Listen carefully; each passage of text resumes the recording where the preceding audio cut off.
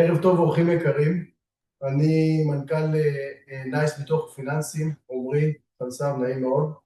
ברוכים הבאים לוובינר שלנו בשיתוף מנורה מבטחים, שנערך בשיתוף מנורה. רוצים קודם כל להודות לכם שפיניתם לנו זמן ביום חשוב זה. איתנו ליאור יוחפז, משנה למנכ"ל מנורה ומנהל ההשקעות הראשי, וגם מאיה מרקוביץ', מנהלת מכירות פיננסית ארצית. אנחנו בטוחים שתפיקו ערך אמיתי מהוובינר הזה. רוצים להודות לכם על הזמן. מאיה וליאור, הבמה שלכם, ותודה רבה. עומרי, תודה רבה. קודם כל, תודה שאתה מארח אותנו, שאתם מארחים אותנו לוובינר הזה. וכמובן, תודה לכל מי פינה לנו את הזמן הזה ומצטרף אלינו בערב הזה, להתחמם איתנו, קר בחוץ, אז זה הזמן להתחמם איתנו. ולשמוע על ההתחממות או על ההתקררות, תלוי כל אחד איך הוא רואה את זה, בשוק הפיננסי, בארץ ובעולם, ואיך כל השינויים האלה משפיעים גם על מנורה, ומה מנורה, מה דעתה, ומה אנחנו עושים בעולם הזה, כדי לנצל את המומנטום בכל דבר, ולהביא ללקוחות שלנו את הערך הכי טוב שאפשר. ערב טוב, יוב. אהלן, ערב טוב, מאיה, שלום לכולם.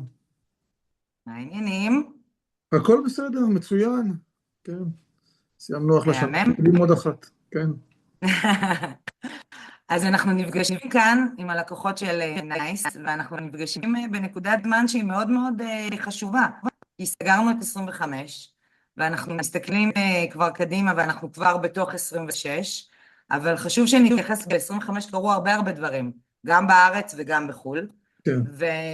ואני חושבת שחשוב שנתייחס גם בסקירה קצרה למה קרה, איך זה משפיע, איך אנחנו במנורה לוקחים את זה, מתעדפים את זה לכיוון של הלקוחות בצורה הכי טובה, ואני חושבת שהדבר הראשון שכדאי שנתייחס אליו, זה בעצם שוק המניות בארץ. אף אחד לא צפה את מה שהיה כאן ב-25. כן, כן, אז כללי אנחנו בשנים, כבר כמה שנים, די מטורפות, שכל שנה אנחנו מתחילים ומה יהיה האירוע המשמעותי שלה. 2025 התחילה, זו שנה שהתחילה בתוך מלחמה. אני חושב ש-2025 אמיתית, אם ניקח לא לפי תאריכים, אלא ניקח לפי אירועים, התחילה קצת בספטמבר. זאת אומרת, האירוע המכונן הגדול של 2025 קרה ב-2024, סוף 2024, ספטמבר 24, קוראים לזה אירוע ביפרים, בעצם החיסול של ההתחלה של הסוף בלבנון, אירוע ביפרים.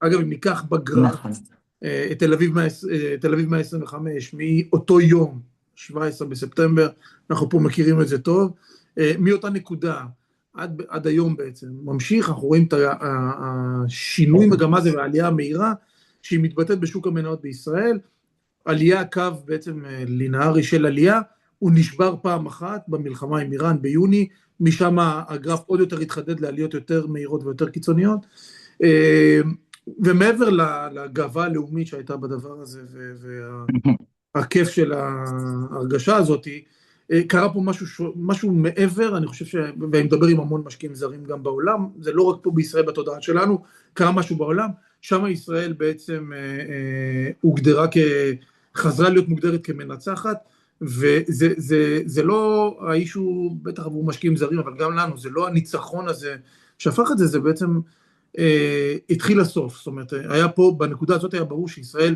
יוצאת מזה, מלחמה באיראן, עוד יותר חיזקה את זה שישראל יכולה לצאת מזה, וראינו מאותה נקודה ירידה בפרמיית סיכון של ישראל, הכי בולט שוק המניות, ראינו מאותה נקודת זמן עד היום, אנחנו כבר מעל 70% עלייה, אז רואים את זה... אני יוצר לך, כי הנושא הזה פרמיית סיכון, אנחנו משתמשים בו באלן, אנחנו מדברים על זה ביום יום שלנו, אבל בוא תסביר רגע בעצם מה זה אומר פרמיית סיכון, כדי שיתחברו אלינו ויבינו. בתחילת המלחמה, ואגב גם לפני כן, נזכיר שאנחנו נכנסנו למלחמה מאירועים פוליטיים משמעותיים, מחאה חברתית, מהפכה משפטית, כל אחד וההגדרות, הגענו מסביבה שכבר אז המשקיעים הזרים הסתכלו עלינו קצת לא טוב, והמלחמה הפכה את זה לעוד יותר משמעותית. פרמיית הסיכון של ישראל נפתחה, איפה בעיקר, לא ניכנס לכל הפרטים, ראינו את שוק המניות שהוא בעצם יורד כשבעולם שווקי המניות עלו, ראינו את השקל הולך ונחלש, זאת אומרת שהדולר התחזק מול השקל, ועוד מקום שראינו זה בעצם התשואות של אג"ח ממשלת ישראל, ראינו אותם הולכות ועולות לאורך 2023, 2024 לתוך המלחמה, ובעצם כל הזמן לא היה חוסר ודאות ענק, לא היה ברור לאן המלחמה הולכת, מה קורה, וזה מה שאמרתי, יום הביפרים הוא בעצם היה שינוי, משם ראינו ירידה בפרמיית הסיכון של ישראל, ראינו את שוק המניות מתחיל לעלות, ראינו את המתח, את השקל, מאותה נקודה הולך ומתחזק כל הזמן, וראינו ירידה במרווחים של אג"ח ממשלת ישראל, זה נקודה טובה, היא באה על רקע כלכלי, נגיד שבתוך כל המלחמה הזאת, וזה פה, אנחנו ישראלים, ואנחנו מאוד אוהבים להתלונן, אבל בתוך המלחמה הזאת, המשק הישראלי הפגין עוצמה אדירה, באיזה מקום אפשר לראות, שיעור אבטלה הולך ויורד לתוך המלחמה, אינפלציה מתכנסת ולא מתפרעת, לא ראינו את כל הבנקים וכל החברות אשראי, לא ראינו הפרשות מיוחדות, יש לנו גם מנורה, אנחנו בעצמנו, גוף אשראי משמעותי, ולא ראינו איזושהי הרעה, אז באמת עוצמה כלכלית אדירה, אגב ראינו אקזיטים של סטארט-אפים תוך כדי המלחמה, סיפור באמת נפלא, ואני חושב שהמדד הכי טוב זה החברות הפיננסיות, זה הבנקים והביטוח, שם גם כן ראינו שמתחזקות. שהתחזקו, אז באמת עוצמה כלכלית אדירה. עוצמה כלכלית אדירה, זה הסיפור של 2025, באמת גאווה גדולה. זאת אומרת, שפרמיית הסיכון הולכת ויורדת, זה אומר שמבחינת המשקיעים בחוץ, אנחנו לא מסוכן להשקיע כאן. ולכן זה בדיוק ההשפעה שהייתה על השוק בישראל ועל הבורסה בישראל, וכל האקזיטים וכל מה שאמרת. זה המשמעות כשאנחנו אומרים על פרמיית הסיכון. מצד שני, כמו שאמרת בהתחלה, כשהתחילה המלחמה, הדולר התחזק לעומת השקל, והיום אנחנו נמצאים בעולם אחר לגמרי. כן, כן, כן, היום שקל חזק מאוד, ואני חייב להגיד, אני מאוד מבין את זה, ואני חושב שיש לשקל עוד לאן להתחזק. שתי פרמטרים שמאוד מאוד מאוד, או אפילו פרמטר אחד, זה בעצם אותו פרמטר, אבל ההשפעה הכי גדולה על השקל, זה בעצם מגיע אחד, הייצוא שלנו, שהייצוא בישראל הוא בעיקר טכנולוגי, מאוד קורלטיבי לנסדק ולמדדי מניות בחול, ככל שנסדק ומדדי מניות בחול עולים יותר, ככה סטארט-אפים ישראלים מגייסים יותר כסף, בעצם מה זה גיוס, כשסטארט-אפ מגייס כסף, זה דולרים שנכנסים לישראל, ומומרים לשקלים, ומשלמים משכורות ומריצים את הכלכלה, מהצד השני זה מגיע כאקזיטים, כשיש אקזיט זה בעצם המון דולרים שקונים חברה ישראלית, הרווח הזה מומר לשקלים, משלמים איתו מיסים ומשלמים איתו עוד דברים, אז זה המון דולרים שמומרים לשקלים ומחזק את השקל. הצד השני זה אנחנו המוסדיים, שנגיד אנחנו משפיעים בצורה משמעותית מאוד על השקל, ככל שאנחנו מגייסים יותר כסף, ככל שה-S&P הולך ועולה, לנו נוצרת יותר חשיפה דולרית, ואנחנו הולכים ומגדרים את זה. שתי הוקטורים האלה מושפעים משווקי המניות בעולם, ככל ששווקי המניות הולכים ועולים בעולם, אנחנו בעצם, השקל הולך ומתחזק, בנק ישראל מתמחר את השקל דולר, לפי מדד שהוא בנה, שבעצם עליית ה-S&P והנסדק, בראייה כזאת, ונוסיף לזה את העוצמה שדיברנו על השוק הישראלי, אני חושב אני לא יופתע לראות גם שקל דולר של 3%, של יחס של 3 שקלים לדולר, יש עוד מקום, זאת אומרת, הכלכלה הישראלית מאוד חזקה, אנחנו המוסדים הולכים וצומחים כל הזמן מבחינת כסף, שזה נובע מדמוגרפיה ושיעור חיסכון מאוד גדול שיש פה בישראל, שזה תכף נדבר על זה גם כן, משהו שעוד מחזק גם את מדדי המניות, אז אני מאוד אופטימי כללי ישראל, ועל השקל אני חושב שיש לנו עוד לאן להתחזק, בטח בעולם שבנק ישראל משאיר את הריבית יחסית, עם ההפתעה יחסית גבוה, פער הריביות עוד מחזק את השקל ביחס לדולר, כן. איך אנחנו במנורה מבטחים בעצם לקחנו את היתרות האלה של 25 ועשינו דברים, שינינו במנורה את ההשקעות, כדי לבוא ולטייל את זה בצורה הכי טובה לעמיתים שלנו?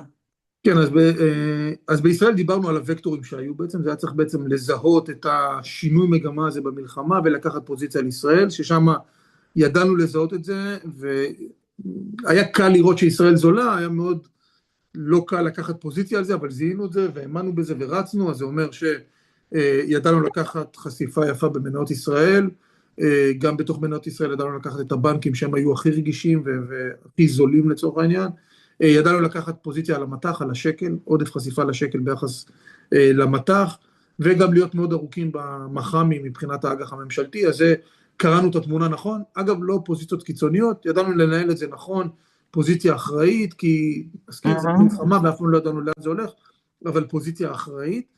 עוד משהו מאוד גדול שהיה ב-2025, לא בישראל, התחיל בסוף 2024 גם כן, זה בעצם ה-AI שנכנס לעולמנו, וזה אירוע מאוד חזק מאוד, זה אירוע מאוד מאוד... כולנו עם ה-Chat GPT.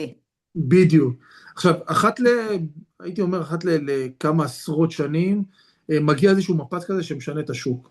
זה קרה ביום שהסטרימינג הגיע, ופתאום בלוקבאסטר הפכה להיות לא רלוונטית, זה קרה שהמצלמה דיגיטלית נכנסה, זה קרה במהפכה התעשייתית לפני בערך כמעט 70-80 שנה, בכל נקודת זמן כזאת זה מגיע, אני חושב שה-AI הוא בממדים כאלה, ושם זה היה מאוד קשה, מפץ כזה נכנס לך לשוק, ואז אוטומטית כל החברות אנחנו מנסים לסווג אותם עד כמה שאפשר, לווינרים וללוזרים, הדוגמה הכי טובה ששם דווקא הצלחנו, ולכן אני אוהב לדבר עליה, זה גוגל, נזכיר שבתחילת, כשה-AI נכנס לעולמנו, גוגל נראה כמפסיד הגדול, כולנו... הספידו אותה. בדיוק, כולנו מלחפש בגוגל כל מיני דברים, עברנו לחפש ב-Chat GPT, גוגל הייתה טיפה מאחורה עם זה, ואיפשהו הבנו שבעצם מי שיש לה את היתרון היחסי הכי גדול, כדי לקחת את זה גוגל, הבנו את זה, לקחנו שם את הפוזיציה, פוזיציה משמעותית אפילו, וידענו לנצח את זה, ובעצם גוגל בעצם עשה את הטרנראונד, וידע לקחת את כל היתרונות שלה בדיוק בעולמות האלה ולרוץ, לקחנו את זה גם במקומות הלא סחירים, עולמות הדאטה סנטרים והחשמל, משהו שבעצם הבנה שכל הקלדה שלנו, כל שאלה ב-Chat GPT מומרת לטוקנים, ומומרת להמון שעות עיבוד, ששעות עיבוד זה המון חשמל, מנורה, קודם כל לאורך שנים, ידע להיכנס לעולמות התשתיות ולבנות ידע, וידענו לזהות את זה ולהיכנס להשקעות משמעותיות בעולמות החשמל והדאטה סנטרים. שזה העולם הלא סחיר. זה מה שאנשים מכירים בעולם הלא סחיר. נכון, אז ידענו גם מהעולם הסחיר לקחת את זה בגוגל, וחברות של דאטה סנטרים וכל מיני כאלה, אבל גם בעולמות הלא סחירים, יכולות אדירות שנבנו פה לאורך שנים, שבעצם ידענו להיכנס יחד עם הגופים הכי גדולים בעולם, מקורי, אייקוניק, שזה הפמילי אופיס של מרק צוקרברג ועוד חברות ענקיות בחול, ידענו בעצם איתם להיכנס לתוך עולמות הדאטה סנטרים והחשמל, וגם לראות שם מצועות יפות, האמת ששם זה ממש רץ מהר, בצורה אפילו לא אופיינית לעולמות הלא סחירים, שבדרך כלל לוקח זמן, הריצה שם הייתה כל כך מהירה, אז ידענו לקצור שם רווחים. עשינו עסקה שיצאנו ברווח יפה מאוד, שהוא עבר בסופו של דבר לעמיתים שלנו מהדאטה סנטר. האמת שזה די נדיר, כן, זה לא המקרה הטיפוסי, אבל כן, היה לנו עסקה נכון. עסקה לא סחירה, שתוך משהו כמו 7 חודשים ידענו לצאת שם ברווח של לעשות כמעט פי 2 על הכסף, כן. עד כדי כך יש מצוקה, זה אני אגיד לכם, זאת אומרת, משיחות שלי עם המון זרים, ועם בעיקר מה שקורה בחול, יש מרוץ אסטרטגי, אחרי חשמל ודאטה סנטרים, כוח עיבוד, זה הפך להיות ברמה לאומית, חלק מהגיאופוליטיקה שאנחנו רואים בעולם, ונצואלה, גם איראן, זה מרדף אחרי אנרגיה, אחרי מחירי הנפט, שבעצם זה ארצות הברית מול סין, ושם כל אחד מנסה לתחום טריטוריות, זה ממש ברמה אסטרטגית, אני חושב, בינלאומית. כן.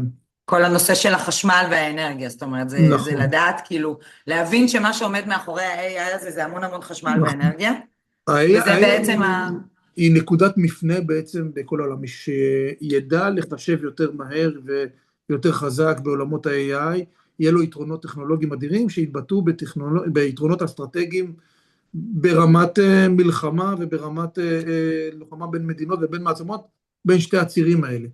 מה שמניע את כל שוק ה-AI הזה, זה המון חשמל ודאטה סנטרים, כוח עיבוד.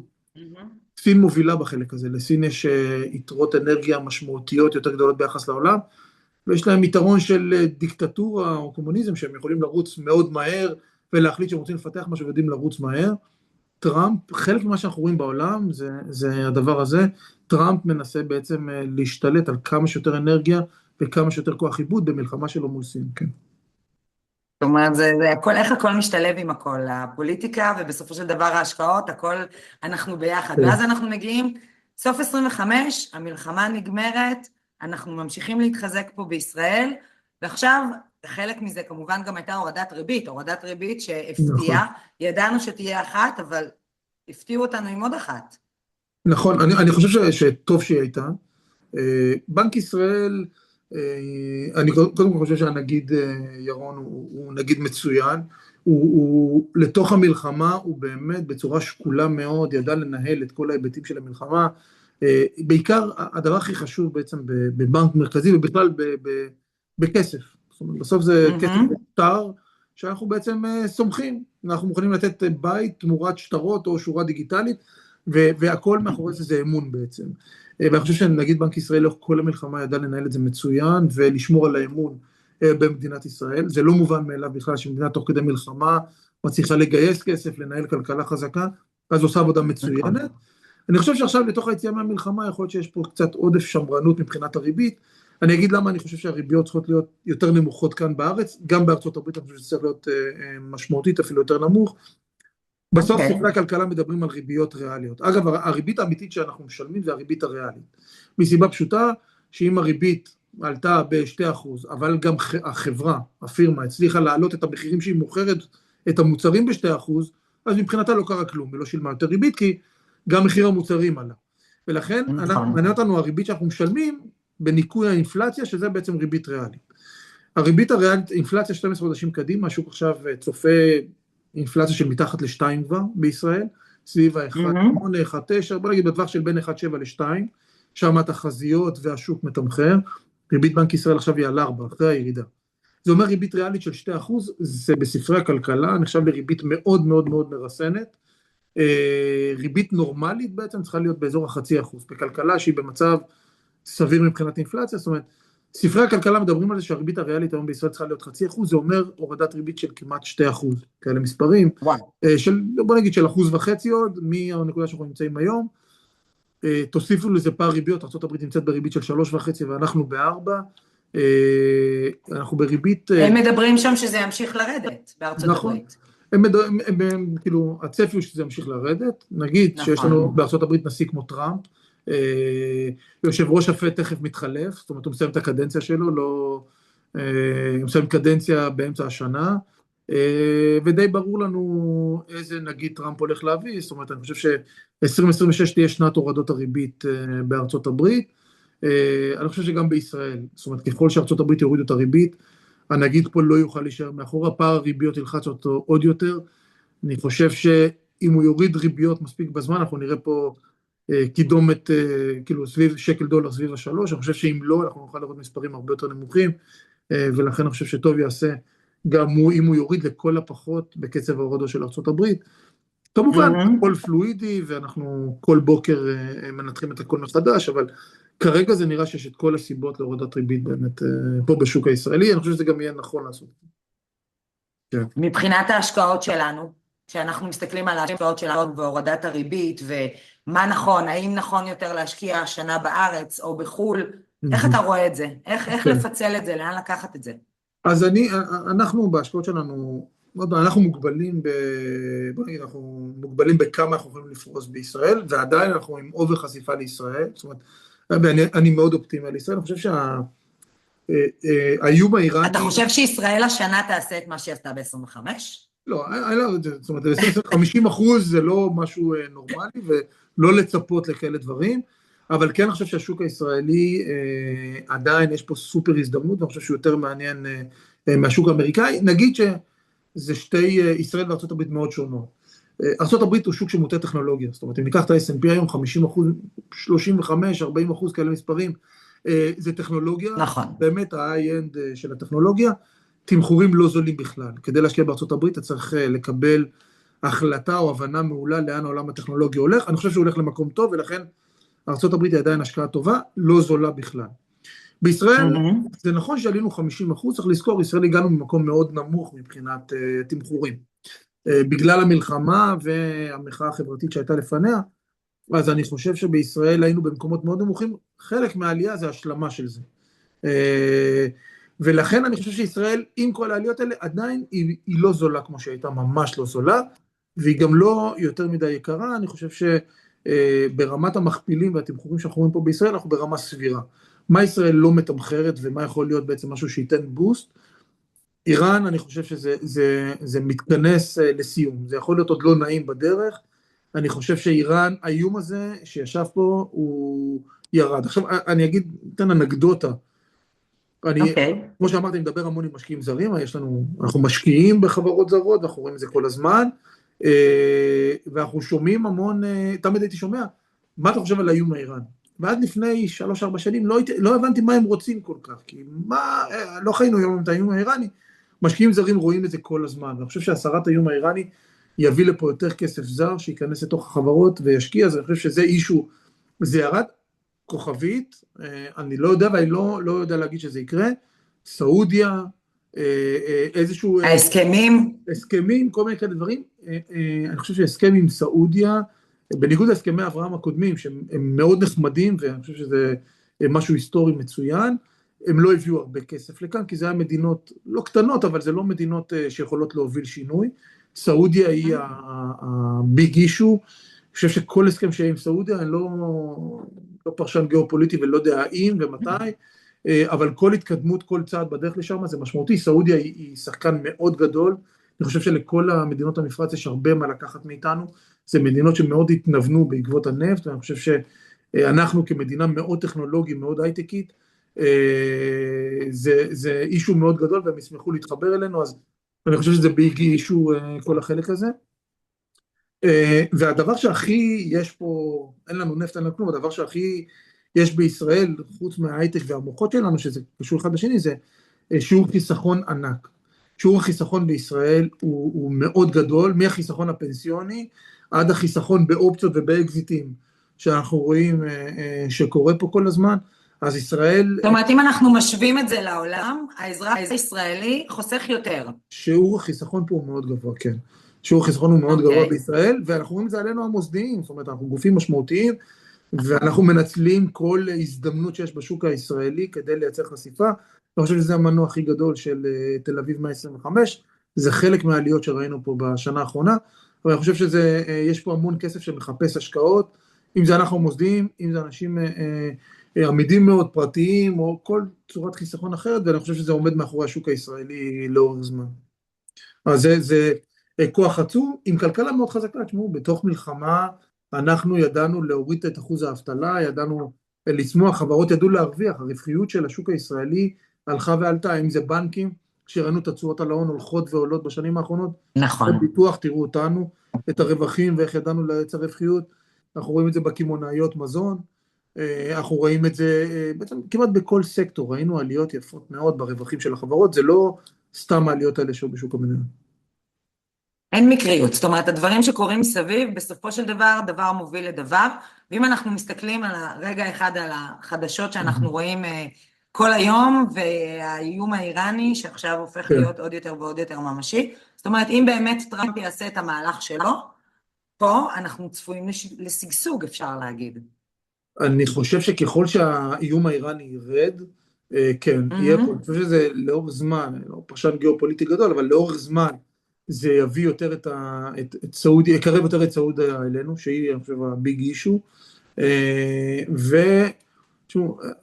סעודיה צריך להבין, זה כלכלה ענקית, שיש לה כל כך הרבה דברים לקנות מאיתנו, מנשק, עובר בטכנולוגיה, עובר בהמון ובחקלאות ובהמון דברים אחרים, אני חושב שפתיחה של מדינה כזאת למסחר איתנו, זה אישו ענק שיכול להביא המון המון המון כסף, ואני חושב שזה יהיה סיפור מצוין, אני חושב שזה תלוי באיום האיראני, וכללי האיום האיראני הוא משהו שיושב כל הזמן, משקיעים זרים מסתכלים על זה, אנחנו רואים ככל שהוא דועך כמה משקיעים זרים באים לכאן, אני חושב שזה יכול להמשיך עוד הרבה יותר. כן. מדהים. בסדר. לא זזת מספיק. כן. תגיד ליאור, אם אנחנו מסתכלים רגע על החיסכון לטווח ארוך, שזה פחות או יותר החיסכון של כולנו, גם הפנסיוני וגם שיש לנו כסף קנוי, אנחנו חושבים לטווח הארוך, ואם אנחנו חושבים לטווח הארוך, אנחנו חושבים בדרך כלל על מסלולים שהם מנייתים יותר. לאורך זמן אנחנו מעדיפים ללכת על המסלולים המנייתיים יותר. אז במסלול המנייתי שלנו, אם אנחנו מסתכלים ביחס בין ישראל לחול, מה היחסיות, איך אתה רואה את זה נכון, היחסיות צריכה להיות ב-26?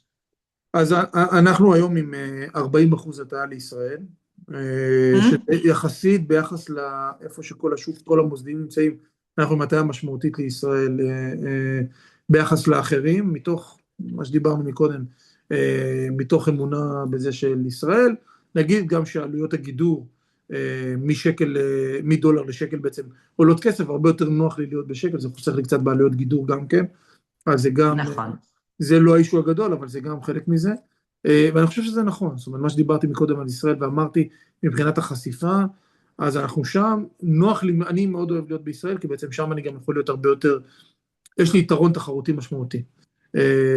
אתם רואים בעיתונות מדי פעם את מנורה ואת העסקאות שאנחנו יודעים לעשות בשוק הסחיר, אנחנו יודעים לנצל את הגודל שלנו ואת היכולות שלנו בשוק הישראלי הכי טוב שאפשר, אם זה הקצאות מיוחדות שעושים לנו, אם זה לדעת ולנצל כל מיני סיטואציות של בעלי שליטה, ואנחנו יודעים שם לקחת יפה פוזיציות, אז מאוד נוח לי בישראל, אני מכיר את החברות, אני חי אותם ביום יום, הרבה יותר טוב, יש לי פה מחלקת מחקר עם באמת אנליזה עמוקה מאוד על השוק הישראלי, אז כל עוד זה מתאפשר ואני יכול לקחת פוזיציות בישראל, הרבה יותר קל לי להביא תוצאות בישראל, אבל נגיד יש לנו גם חשיפה יפה בחול וידע עצום שאנחנו יודעים לייצר בשוק האמריקאי בעיקר, שאני חושב ששם נכון לנו להיות, לא רק בגלל היכולות שלנו, בגלל השוק האמריקאי, אני חושב שהגמישות של השוק, בוא נגיד השוק הכי גמיש כלכלית אחרי ישראל לצורך העניין זה ארצות הברית, היכולת שלנו ושל ארצות הברית לעבור מעולם תעשייתי לעולם טכנולוגי, ובתוך הטכנולוגיה כל הזמן לדעת לסייבר, לדעת ל-AI, אז ישראל מוכיחה גמישות מאוד מרשימה, לוקח את זה תמיד כדוגמה משוק שכולנו כילדים זוכרים את סגירת מפעלי הטקסטיל בישראל והמעבר לתוך ההייטק, אירופה לא הצליחה עם זה, עד היום מתקועה שם עדיין, מייצרת עדיין ונתלית עדיין בתעשיית הרכב, אז זה עוצמה של השוק הישראלי והאמריקאי, ואלה שתי הפוזיציות הגדולות שלנו, ישראל וארצות הברית. אם אנחנו מדברים רגע על הפוזיציות שאנחנו לוקחים בעצם, אז העליתי תוך כדי לדבר את המצגת שלנו, קודם כל, גם שיראו בנתונים, במסלול מניות, שאנחנו מדברים על חיסכון לטווח ארוך, איפה נמצאת מבחינת התשואות במסלול המניות שלנו. זאת אומרת, כן, אז בין החברות הגדולות סיימנו ראשונים את השנה, נכון. בכל המסלולים הייתה שנה נהדרת, בין מקום ראשון למקום שני בכל המסלולים, ואני חייב להגיד, זה לא, דיברתי פה על המון פוזיציות, זאת אומרת, זה לא שהייתה לנו איזה פוזיציה אחת, אני תמיד אומר את זה עם קצת רמז, זה לא שלקחנו פוזיציה אחת על סין, ועל זה עשינו שנה מצוינת. אין קיצוניות. בדיוק, אנחנו במהלך השנה, אני נכנסתי לתפקיד בתחילת שנה, לפני כן הרבה שנים שניהלתי את הנוסטרו של מנורה, מאחורי הקלעים, בשנה האחרונה נכנסתי לתפקיד של מנהל השקעות ראשי, שבעצם גם הנוסטרו וגם תיקי הפנסיה תחתיי, עשינו שינוי משמעותי, שינוי בחשיבה, ב-DNA, גם שינויים פרסונליים שעשינו כאן, אני היום יכול להגיד שהיום בכל חלק של התיק, בכל תחום, יש לי מנהלי השקעות שהם מובילי שוק, באמת את הכי טובים בשוק, אני חושב שהשנה הראינו את זה בתוצאות, אני חושב שחובת ההוכחה עליי להראות שזה לאורך זמן, שזה לא... חד משמעית. בדיוק, אני רואה את זה מבפנים, כי אני יודע שהתוצאות האלה זה לא פוזיציה אחת שפגענו פה, פגענו שם, זה הרבה פוזיציות נכונות וטובות, ואני חושב שגם אם לא היינו פוגעים בפוזיציה אחת, אז לא היינו מקום ראשון, היינו מקום שני או מקום שלישי, אנחנו בונים את זה ככה שנהיה לאורך זמן במקומות הראשונים והובלה ארוכת טווח, אז באמת אני מאוד בטוח ומאמין בצוות שלי. וגם חשוב להגיד רגע שזה הובלה, זה לאו דווקא להיות מקום ראשון, עכשיו לא ממקום של צניעות או התנצלות, אלא הובלה, כאילו יש לזה משמעויות, להיות מקום ראשון, ומאוד מקום שני או שלישי, וזה הובלה. זה לא כל הזמן להיות מקום ראשון. אני כשנכנסתי לתפקיד נתתי להנהלה פה בעצם את הפיץ' שלי בעצם, שמה שעשינו בנוסטרו, מנורה בנוסטרו היום, רואים את זה בתשואה להון של מנורה, שאנחנו מובילים בתשואה להון, אי אפשר להיות עם תשואה להון כזאת בלי שהנוסטרו שלך הוא מצטיין, ושם ראינו את זה, היינו לאורך זמן, פעם מקום ראשון, פעם מקום שני, והיינו הרבה פעמים מקום שני ברמת הרבעונים, וכל פעם היה כוכב אחרי שלקח פוזיציה, והיה מקום ראשון, ואז מקום אחרון, ומקום ראשון, מקום אחרון, ובטווח הארוך התייצבנו במקום הראשון לאורך זמן, אני חושב שזה הדרך, תמיד יש את הכוכב הזה שהוא מקום ראשון, ושנה אחרי זה הוא מפספס והוא צונח ללמטה, הרבה חודשים, בדיוק. ברמת החודש מקום שני, מייצרים 12 חודשים מקום ראשון. וככה עשינו את זה, ואני מאמין בזה, וזה מראה יציבות, וזה מראה שיקול דעת. זאת אומרת, אנחנו משקיעים עם המון המון שיקול דעת, לא לוקחים פוזיציה קיצונית לכאן ולכאן, יכולה לבוא לטובתנו, אבל גם מאוד גם רעתנו. נכון, מוסדי טוב נבחן כשהפוזיציה שלו לא עובדת. אם כשהפוזיציה שלך לא עובדת, אתה במקום האחרון, אתה מנהל את ההשקעות לא נכון. אם כשהפוזיציה לא עובדת, אתה במקום שלישי, בפוזיציה שממש לא עבדה במקום חמישי, אז אתה מנהל את ההשקעות נכון. ולאורך זמן אתה תהיה במקום ראשון, בתשואות ארוכות טווח, שזה לשם אני מכוון. שלשם גם הלקוח מכוון, כי הוא בעצם החיסכון שלו הוא לטווח ארוך. אבל אני אתייחס רגע אחד לחיסכון לטווח ארוך, מה שמעניין את כולם, הלקוח אומר, יש לי כסף, מה נכון לעשות איתו? האם זה באמת נכון לבוא ולשים אותו בפוליסת חיסכון עד ביטוח בלי אלטרנטיבה נהדרת, או ללכת על הביטקוין, שתכף תתייחס, כי כאילו זה נשמע הדבר הכי נכון לעשות, ומצד שני, אולי לשים בנדלן. אנחנו דענו שקירות הכי טוב. מה נכון? טוב, לקחת אותנו למנעד מצד אחד מצד שני, כן. אז אני אגיד. אני נתחיל דווקא מהסוף, אני חושב שהמסלולים הכלליים הם מסלולים מצוינים, מאוד מבוסתים.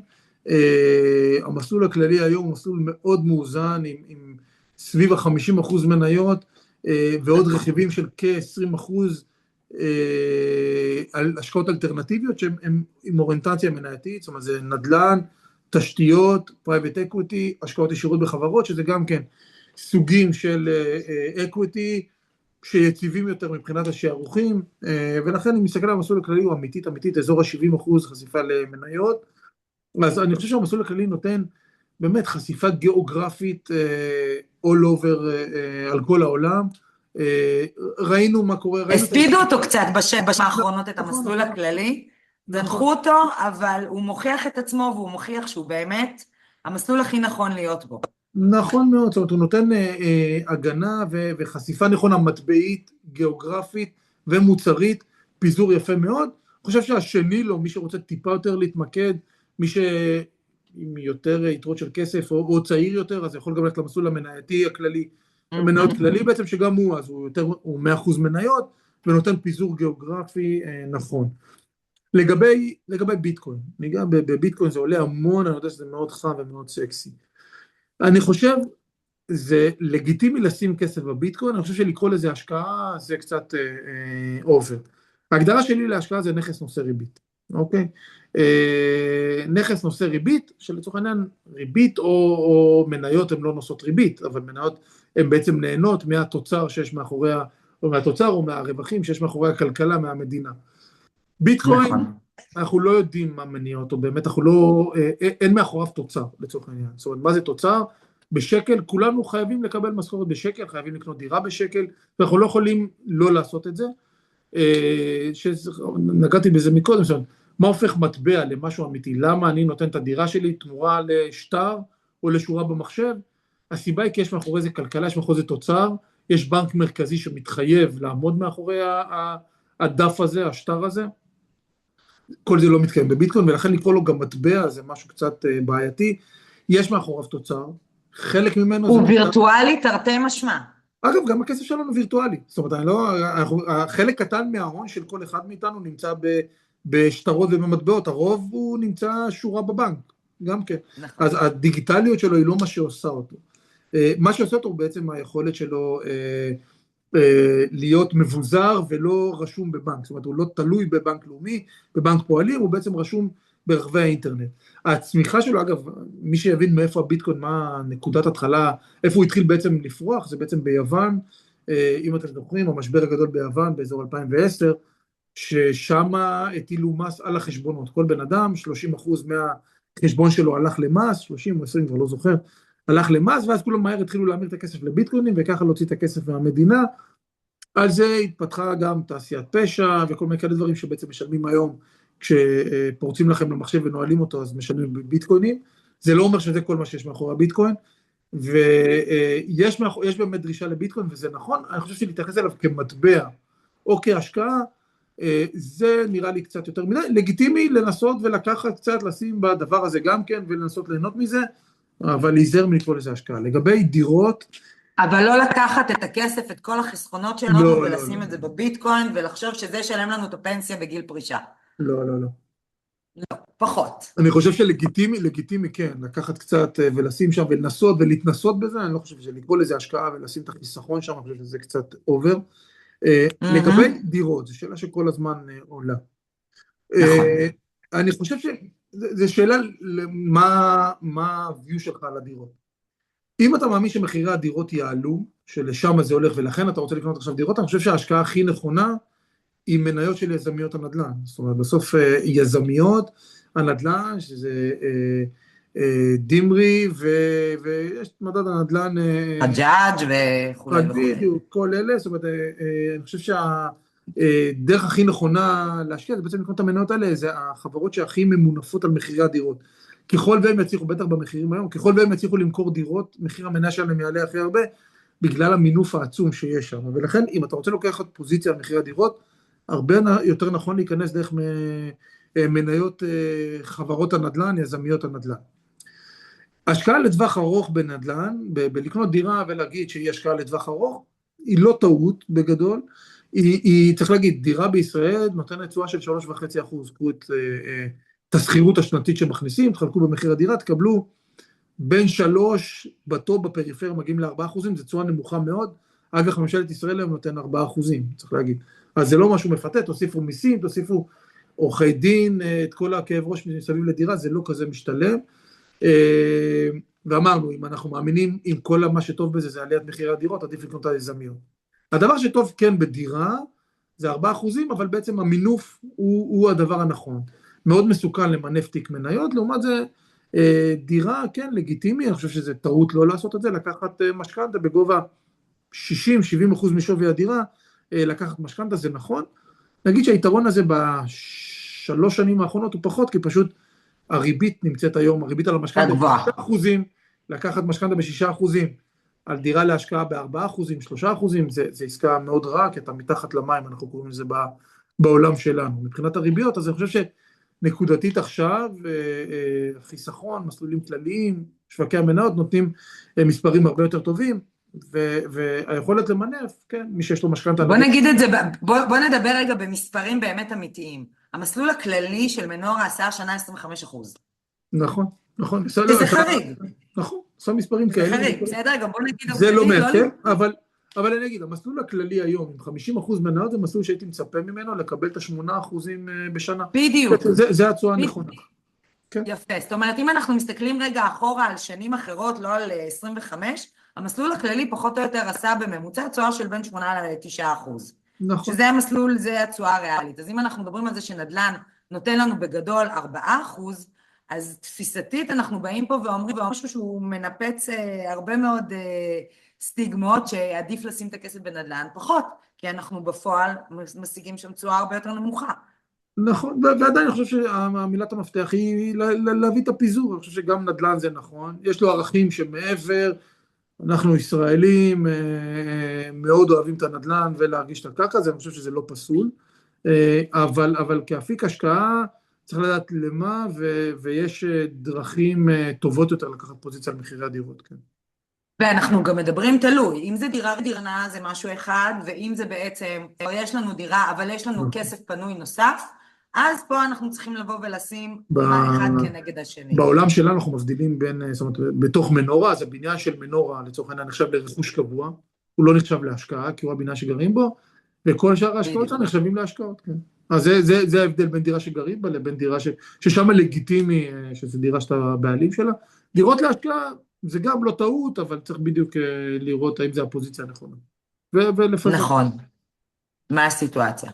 טוב, ליאור, היה לי כיף מאוד לדבר איתך בשעה הזאת. אני חושבת שנגענו בכל הנקודות העיקריות שמדברים עליהן ביום יום בכלכלה ובהשקעות, ובסוף כל אחד מאיתנו בכסף הפנסיוני שלו, שזה לטווח ארוך, צריך לקבל את ההחלטות הנכונות במסלולים. זה מסלול הולך לכמה שנים עוד נשאר לו, וכמובן גם בכסף הפנוי שלו.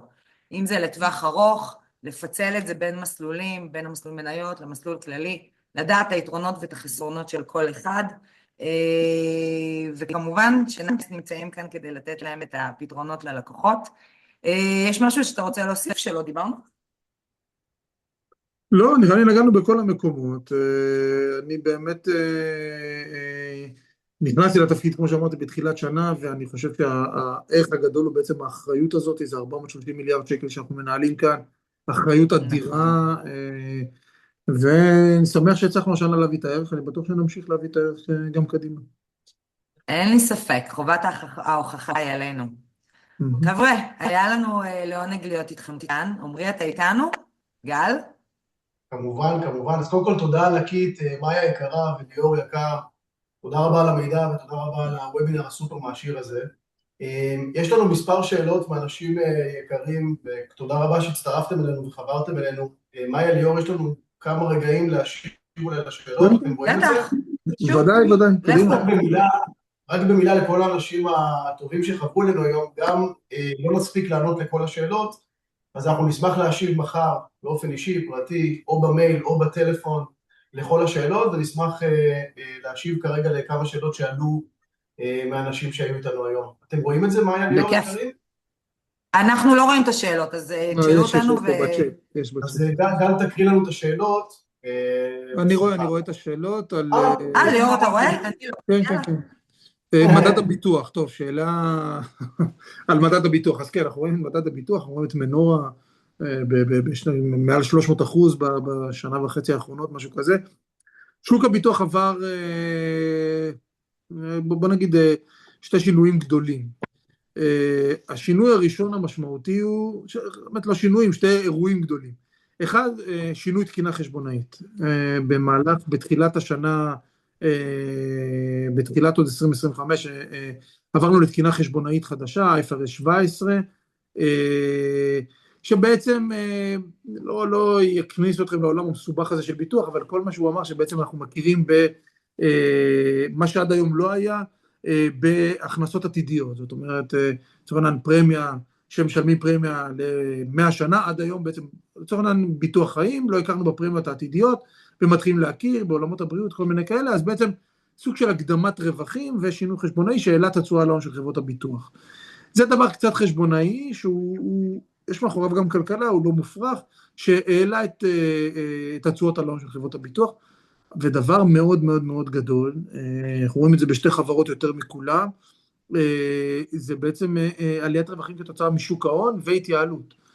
חברות ביטוח, אנחנו רואים את זה על שתי חברות יותר, אלה שעלו יותר, שאנחנו אחת מהם, אנחנו רואים שיפור משמעותי ברמה העסקית ובהתייעלות ובאופן העבודה, בחלק העסקי, ואנחנו רואים תשואות נוסטרום משמעותית יותר גבוהות, חברות שגם כן, אנחנו ועוד חברה אחת גדולה, שהפכנו להיות הרבה יותר גופי השקעות משמעותיות יותר, ומשם הגיעו הרבה מהרווחים, וכל עוד שוק ההון חיובי, אנחנו נמשיך גם לראות את זה, אז אני חושב שזה כן אמיתי, גם כשמנרמלים את זה.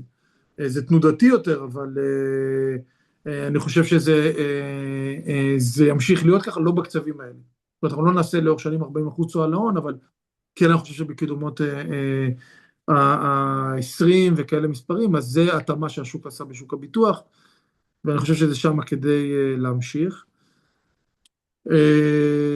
לגבי האיום הטורקי, זה באמת שאלה גיאופוליטית שכבדה עליי, כן, אנחנו עוד לומדים את איראן. אבל אני חושב שכן, הגיאופוליטיקה היא משהו שאנחנו מאוד נדרשים לו, אנחנו מתייעצים המון עם מומחים בנושאים האלה. המלצות לגילאים שונים, אני חושב שזה משהו שהוא מאוד נכון, זה משהו שהשוק הישראלי מאוד התבגר, ואני רואה אותו שהוא קורה. כן, אני חושב שככל שאתה צעיר יותר, אתה צריך להיות עם חשיפה הרבה יותר עם מניות. זה מאוד נכון, לאורך שנים זה מוכיח את עצמו. אני חושב שהשוק הישראלי כבר מבין את זה, אני חושב שאנחנו רואים את זה, אתם כנראה רואים את זה יותר טוב ממני אפילו, אבל השוק המניות הוכיח את עצמו לאורך זמן, עם פיזור נכון, והפיזורים שאנחנו רואים במסלולים הכלליים, אני חושב שזה נכון, אני חושב שכל מי שאופק ההשקעה שלו מעל כבר, רוצים להיות יותר ריסקים, אז כבר מעל 5 שנים, אבל גם, בוא נגיד, מי שאופק ההשקעה שלו גם 10 שנים, היא צריך להיות בחשיפה מקסימלית למניות, אני חושב שזה מאוד נכון. זה הוכיח את עצמו לאורך זמן, אגב, אני בעבר בדקתי, היסטורית, לא משנה, בכל נקודת זמן שנכנסת, גם הנקודה הכי גרועה שנכנסת לשוק המניות של המדד הכללי, S&P או תל אביב 125, בכל נקודת זמן שנכנסת, אם נשארת 5 שנים, עשית יותר מכל נכס אחר. אז אני חושב שזה נכון. כי השוק מתקן את עצמו בסופו של דבר, וזה בעצם הטווח, זה החשיבות של הטווח, לדעת לאיזה טווח ההשקעה. נכון, נכון, נכון. לגבי מדדי הסחורות, אני אגיד, יש לי פה אנליסט שזה כל העולם שלו, זה נישה מאוד מעניינת, עולם שלם, ששעות אנחנו יושבים לפעמים על הליתיום שישבתי ולמדתי, בגלל אגב, מה שמשנה את כל העולם הסחורות, זה בעיקר עולם הסוללות שנכנסו לחיינו, דיברנו על עולם האנרגיה, רכב חשמלי, סוללות, כל הביקוש לליתיום ולכל המתכות האלה, זה עולם מאוד מאוד מאוד חזק, צריך בו הבנה באמת באמת סופר פרטנית ולרדת לתתי נושאים, כי יש פער בין ליתיום לכסף, לזהב, לכל מיני כאלה דברים, צריך מקצועיות מאוד מאוד מאוד גדולה בזה, כן, בעיקרון הביקוש לכל החומרים מאוד גבוה, בגלל הביקושים שאנחנו רואים לדאטה סנטרים, לחשמל, לבטריות, יש שם המון ביקושים, אבל צריך מאוד לדעת, כי מאוד קשה למפות את העולם הזה, ולדעת מתי זה באמת ביקושים, ומתי זה משחקים פיננסיים שמריצים. אז אני חושב שזה עולמות מעניינים, צריך המון המון מקצועיות, וידע איך להיכנס לזה, ועם מי ללכת לזה. מצוין. טוב, ליאור, תודה רבה על החידודים. כן, שמח תמיד. היה סופר סופר מעניין. ליאור, מה יקרים, שוב תודה ענקית. לכל שאר השאלות הרבות, חייב לומר, וכנראה מתוך הוובינר הסופר מעניין שהיה לנו פה, אנחנו נגיב, אנחנו נתייחס, אנחנו ניתן מענה. תודה רבה לכולם, לילה טוב, כיף שהייתם איתנו. תודה, לילה טוב. תודה, תודה. ביי ביי.